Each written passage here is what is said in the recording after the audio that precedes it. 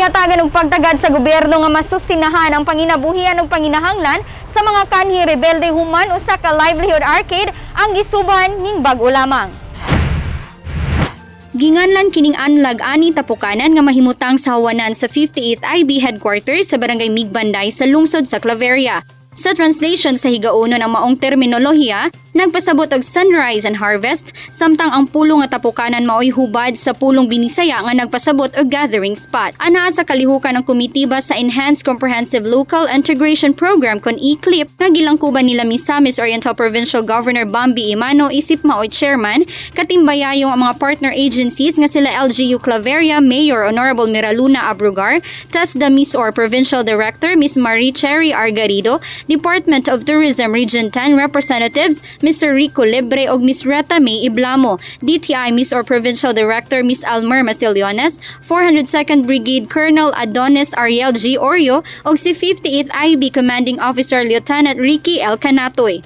Sukad sa pagbalik sa sabakan sa gobyerno niining mga 8 grupo, wala na pasagdan ang kahimtang sa mga kaigsuunang kanhi rebelde pinanguluhan sa puwersa sa PSWDO nga makanunayong mihatod og mga batakang serbisyo sama na lang sa way kakuli nga pagsuta sa ilang kahimtang ug pag-abag sa kalanon matag adlaw. Lakip niini ang paghatag sa daghang oportunidad nga makapamuyo sa normal ug dunay seguridad sa matag pamilya. Sa kasamtangan mokabat si Tinta ka mga kanhi rebelde ang nagpadangat sa ilang dako nga pasalamat ngadto na sa kagamahan ng probinsya sa pagtuman silang saad kanila, hilabi na niining angay atangan nga livelihood arcade.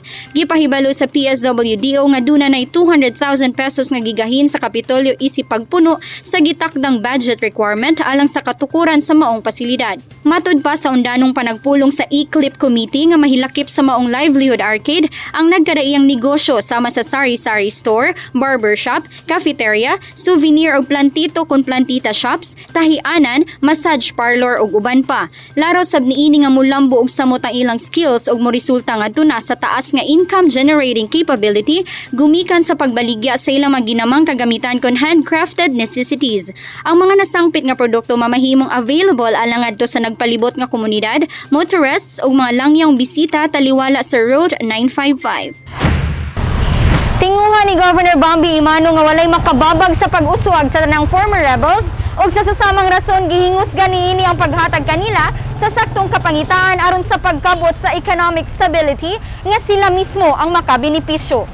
Kauban si Charm Andy Pakamalan sa kamera, ako si Lambo Regian Amor Maygay, alang sa limpyo ug matarong nga panggobyerno, padayon Pilipino.